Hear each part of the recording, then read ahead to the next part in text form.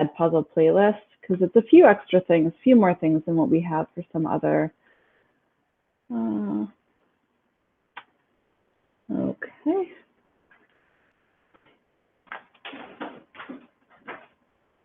Okay, so here's the Edpuzzle playlist, and you can see we have a few videos about how to use Edpuzzle. I made those a couple of weeks ago. Edpuzzle is one of my favorite tools, but I feel like it's not that widely known. And in my opinion, it's partly because of the name. To me, the name, like, what does that mean? Edpuzzle? It's not like very, you yourself create. You can add questions into them. You can add notes. You can also assess students' work if they answer questions throughout them. You can also cut, so just like use a section of videos. So it does like all of these things that are extremely valuable when it comes to video sharing. And I think now with e-learning, it's going to be even more useful to be able to have students use interact with these videos. So I will show you how it works. Let me make sure on my notes that I haven't skipped anything. Okay. So first of all, like all good ed tech resources these days, you can sign up and sign in with Google, both as a student and as a teacher. So when you go to Edpuzzle, it's just edpuzzle.com, and you just click sign up. I'm a teacher, I'm a student. So if you are a teacher, you just click here and then sign in with Google. Super easy, or sign up with Edpuzzle, and then you'll be able to, maybe you have to do this just to click sign in with Google. Anyway, so, and the same with students. So they would just sign up with Google. Now I already have an account, so welcome back, I'm a teacher, and I just click sign in with Google.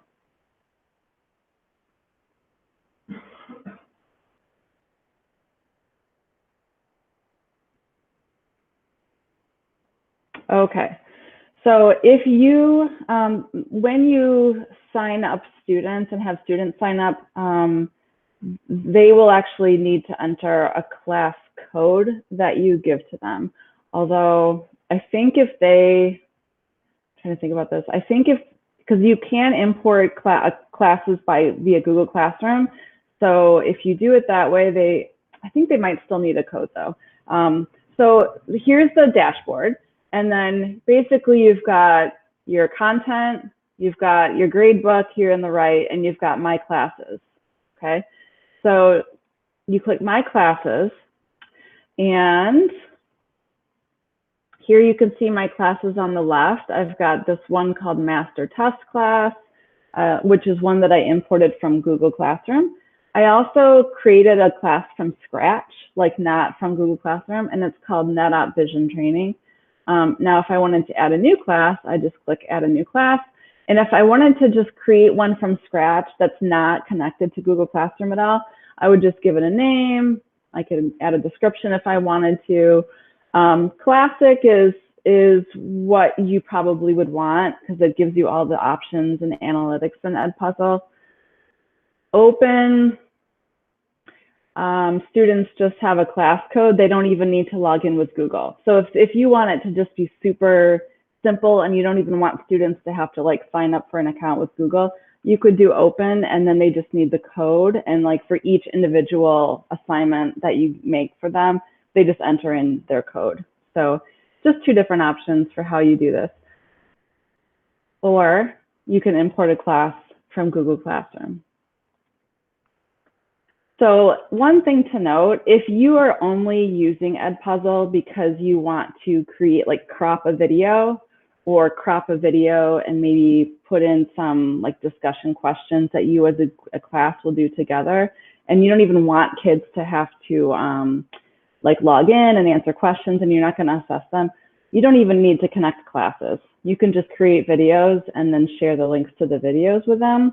But if you want it to be more of a part of your classroom, like on a regular basis, where students might be answering multiple choice or open-ended questions as they go through it on their own pace, then you do want to create a class or import a class. My daughters are in middle school, or one of them is, and she has regular Edpuzzle assignments from her math teacher. And so she has to go through and like answer the questions along the way as she watches the video. And then the teacher can actually assess her progress once she completes the video.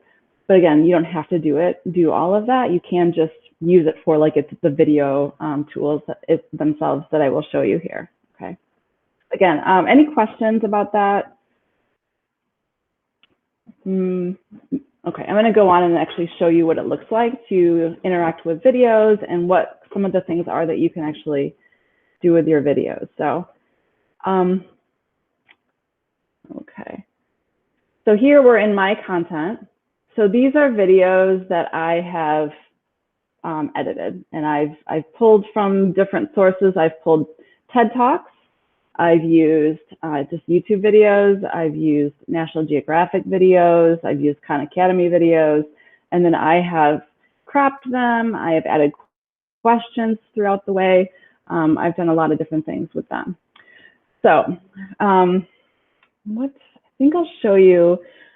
First of all, if you have a video that you have created yourself, like with Screencastify or with WeVideo, and this video is actually a file on your computer, you can actually use that and upload that into Screencastify. So what you would do is you would click Add Content, upload a video. You could choose a file. And maybe I would choose this one.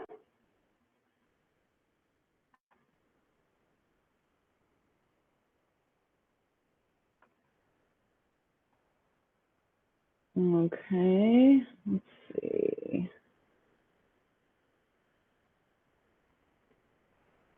Okay, so here it is. It's preparing in my videos. So this is one way that you can interact with Edpuzzle, is for videos that you yourself create and you want your students to interact with them in some way. Another, and this is going to be kind of uploading for a little bit, so I'll show you other ways to find content, which I think is going to be probably even more useful and something that you might do even more often. So you can search content. So let's say I want to find videos on polar bears. I can click search, and you can see they have popular channels here. They have other Edpuzzle videos that other people have created, just YouTube, Khan Academy, National Geographic, TED Talks, all this stuff. So if you put in a search in the search bar at the top, it's going to search all of these different places. So I'll click search, and you can see Edpuzzle ones that come up about polar bears. These are ones that other teachers have made and added questions to and stuff. Or if I want to see, you know, what YouTube pulls up, I could do that. Then there's some Nat Geographic videos in there too. What I normally do though is oftentimes I know I want to find a TED Talk. I want to find a National Geographic video. So what I've found a little bit more helpful, or at least what I've done more often, is I've gone to the channel and now it's only going to search National Geographic. So I like that because I feel like I have a little bit more control over where it's pulling my videos from. So here's my polar bear search, and it's only searching National Geographic videos. And you can see they are different lengths. Here's one on 28 minutes. Many of them are just a couple of minutes long. TED Talks. You can just search TED Talks here, YouTube. Okay. So then once you find a video that you want, you can click on it. And now you're in the place where you can actually edit and do some things with these videos. So I will show you. So first of all, you can just watch it. Okay. Second of all, though, and this is what's really valuable and what makes Edpuzzle very special, is you can edit. So if you click edit, there are 3 things you can do. You can cut it. So this is especially helpful if you have a super long video and you just want to show students a piece of it. And this is, as we all know, especially with YouTube videos and other videos, it's really hard to clip a video that's on the internet because it's sort of you can't really download it. You're not supposed to for like legal reasons, but this is something that you can actually very easily crop a video. So I can drag my timeline. Let's say right here is where I want to start the video. So I can just drag this to the right part. I can even drag that. Okay. So now I've got my video cropped to how I want it. Okay. The other thing I can do is I can completely replace the video's audio with my own voice. So maybe there's something that you are, I don't know, that you found that you like how they're making a piece of artwork, or you like how they're solving a math equation, but you want to add your own voice and get rid of whatever is on their audio. So you would just, let's see. This one I haven't tried before. I think it's kind of new, but I was able to do it yesterday. So I'm not sure why this is grayed out, but this is something that's possible. And maybe it's only for certain videos. I will have to kind of play around with that, but the idea is you can completely replace their audio and start recording your own voice right over it. And then this is the thing that I think is super cool. So here's where you can add questions along the way, right? You can add questions, you can add multiple choice questions, you could add open-ended free response questions. You can also make notes. Yeah, Cynthia says voiceover would be great to take an English video and say it in Spanish or another language. Yes, that is an awesome idea. That is so true. So let's say I'm watching the video. And right here, I want to add a multiple choice question. So I'm going to click multiple choice. Let's see, how many smiley faces do you see? Okay, I could say 1, I could say 2, and I can add in another choice if I want. I can say 3. Now the cool thing is I can tell the program which is the right answer. So I could say 3 is the right answer. Okay, so I'm going to save that one. And now you see at that mark in the video, there's like a little water droplet that indicates that there's a question there. Okay, so now I can keep going.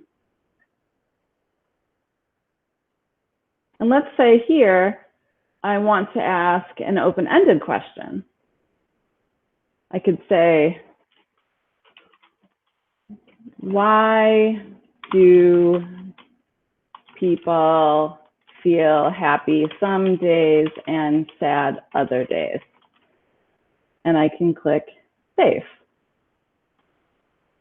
Okay. And then I can just go on in this way. Stop. I could add another multiple choice question. And so I can add as many questions of any type that I want to. And then students, and I'll show you what students will see as they go through the video. Now, the other thing that you can do to your video is you can add a note. So let's say right here at this part, I click note. So here, it's not a question that students answer. It's more like something you might want to especially emphasize. So I could say, take a moment and notice how you feel right now. And you can see, I can bold, italicize. I could even have a link to something. I could even say, you know, click this link and take the short quiz. And then I would just link, you know, the hyperlink here. I could actually even add an image. So there's a lot of different things I can add when I'm adding a note. Okay. This is also really nice if you have, if you're presenting this in real time, like with your students, either virtually real time, everyone's together, or if you're back in their classroom and you're watching a video all together, you can have these pauses and you could have the notes and you could just say, turn to a partner, talk about this question. And so it could be like a turn and talk prompt. It could be just a pause and then the directions via a note saying what you want them to do until you restart it. But obviously this is a really great option to have if students are doing self-paced and doing this by themselves as well. So then you would just continue and add questions, notes as you want. Let's see. Okay. Oh, you also can record yourself making the note. So you could type your note, or you could actually click the little microphone and you could just speak what you want to say. This is great, obviously, especially for non-readers, or if you just want to add your own voice in there. I could say, you know, hey everybody, I hope that you're feeling well today, but take a moment and just think about how you're doing. I really care about you or something. So that could be nice to have your own voice in there as well. So then when you finish, when you're done, you just click finish.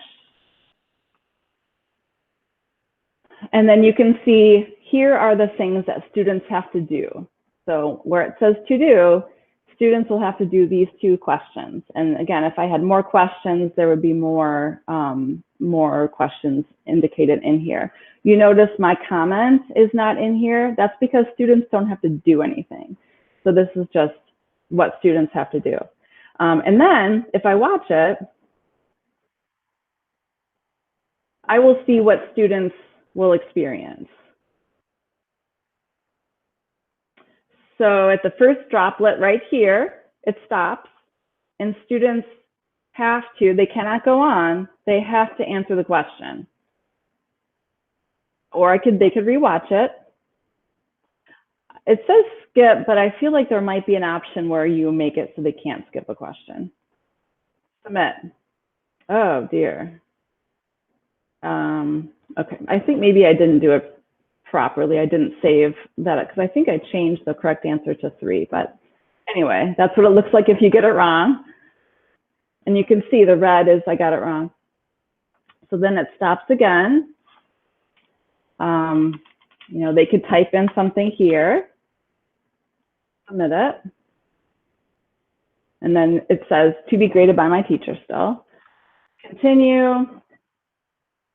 And then here my third droplet will be the notes. Note, take a moment and notice how you feel. Click this link if I had a link in there and take the short quiz. Okay. So it is pretty cool. It's very interactive. And one of the most amazing things is you can set it so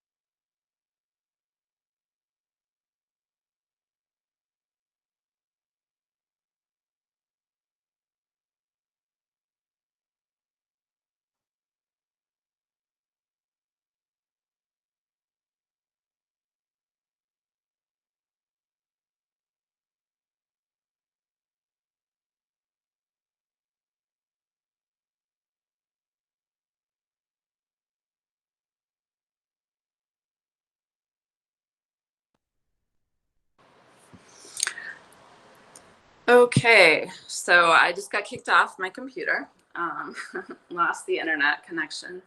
So,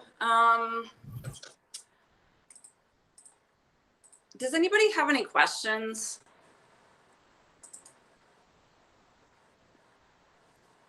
Or comments or anything they want to mention?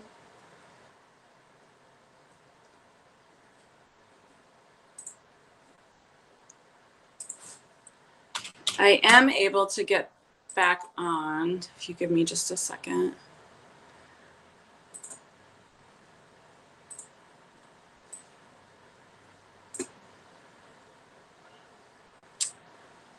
and it's still recording. So I think people have figured that out, but it's kind of nice that it lets you, it keeps your recording.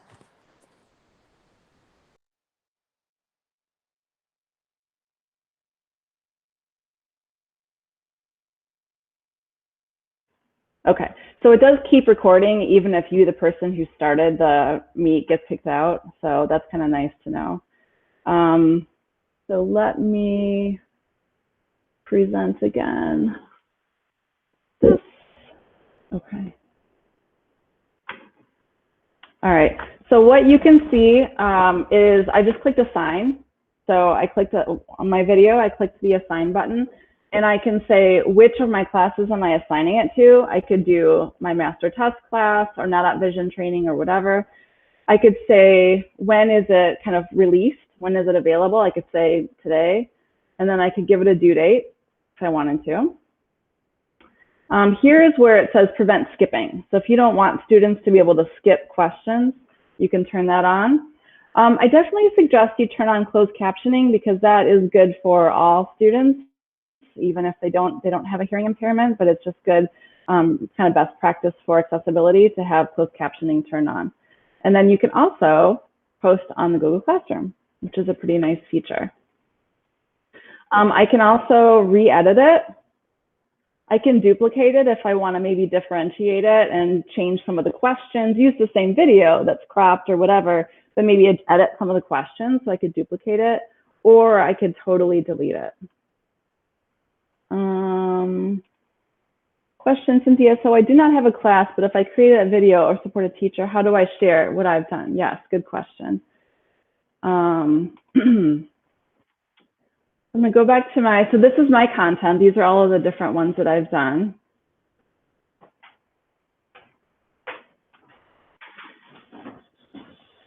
So I believe what I can do is just copy the URL at the top. Let me just try it in my personal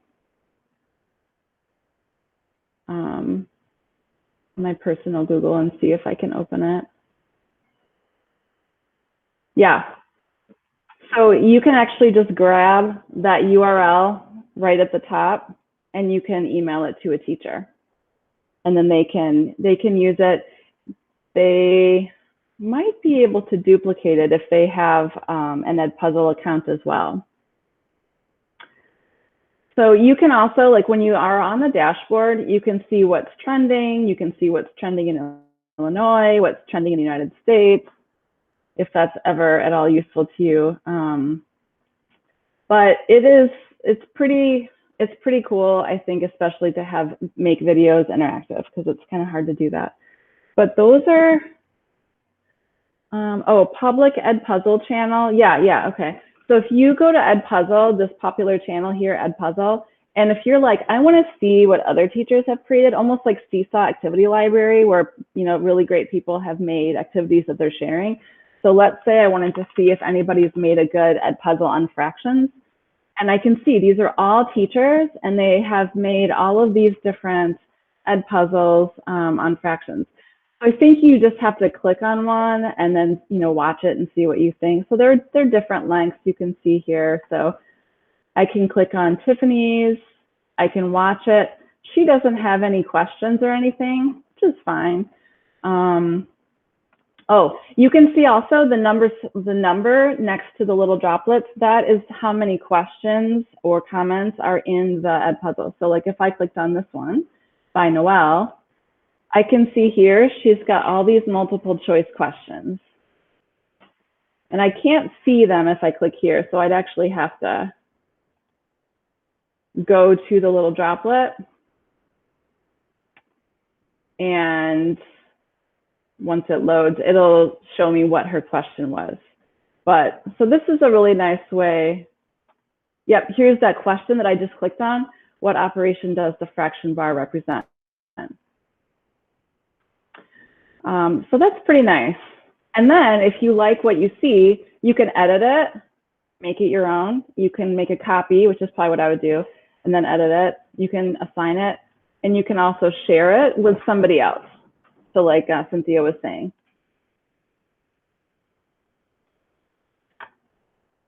So again, I don't know why it's called Edpuzzle. It doesn't really make a lot of sense to me, but I do think this is a really awesome, kind of unique sort of free tool that I think people might find a lot of benefit in, especially nowadays. So does anybody have any questions or comments or anything? And again, to join, you can just go to Edpuzzle, sign up with Google. They did give us like a free upgraded subscription for now, which is where you can see what other teachers in our district are doing. But I think that probably expires soon. So honestly, I don't know that I would really go through all of that. If you're interested, let me know. And the information is on one of those original like ed tech resources documents that we shared a while ago. But just email me if you are interested. But again, I think it's probably going to expire by the end of the school year, and we're not going to purchase the upgrade. But honestly, you really don't need it because all the features that you saw are part of the free version. Again, I think this is just if you want to kind of get in on like a district sharing situation. Someone else can't edit your video without making a copy first, can they? If someone uses your video, you won't get their kids' answers, will you? I don't think so, Julie. So let's say, I don't know, you look at this one, and I click edit.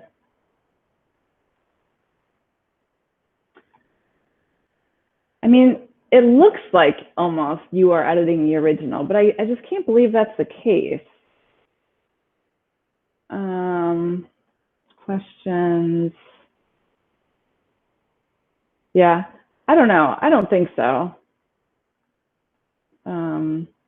I think it just makes it your own copy, because you can see under hers, here's ones that other people have done. Oh, here's mine. Yep. So it did make another copy. So I used hers, and you can see when other people look at hers, they now see, oh, Alicia Jewell made a version as well. So good question.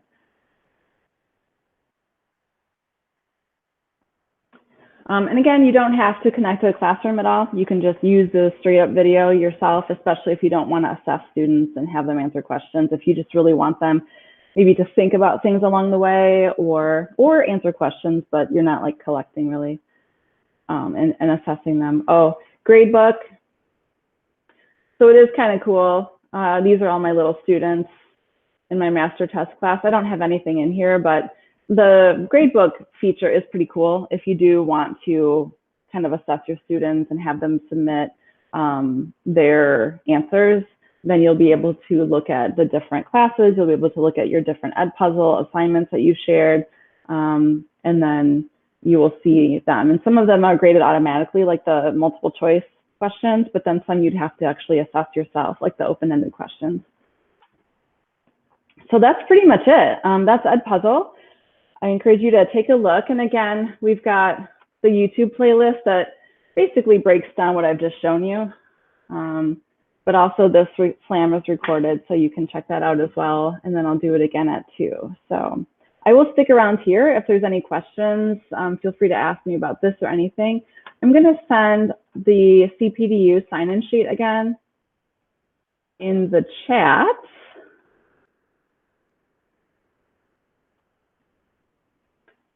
There we go. Yeah, thanks you guys for coming. CPDUs. And thanks for sticking around when I got kicked out. That was a little nerve-wracking.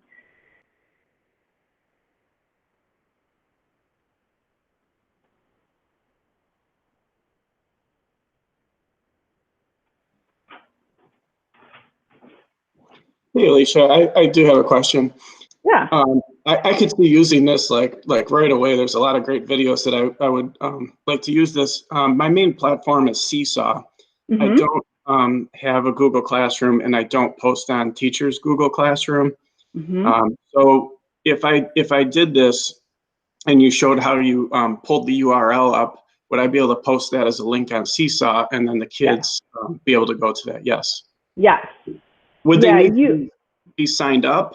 You said there's like a code to sign up for it, or can they just work on it? I think if you, let me see, my classes, add new class.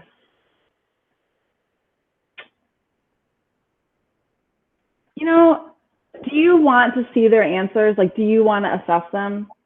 No. You don't. So it's just more like you want to make, have them do it and kind of maybe, do you want to put in some questions and stuff? Yeah, I do want to put in questions, and I like the voiceover too. There's some videos that there's just reading, and then I could send it to the non-reader kids. Yes. So Ralph, I think what you don't even have to worry about classes then. So I think what you would just do is you would open the video that you wanted to send them, and then you would just grab that link up there at the top, and then you would just go into your Seesaw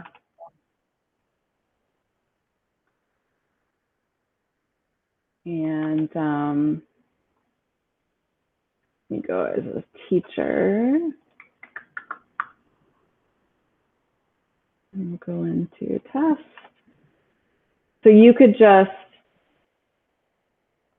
either create an activity, or you could simply post student work and post this link.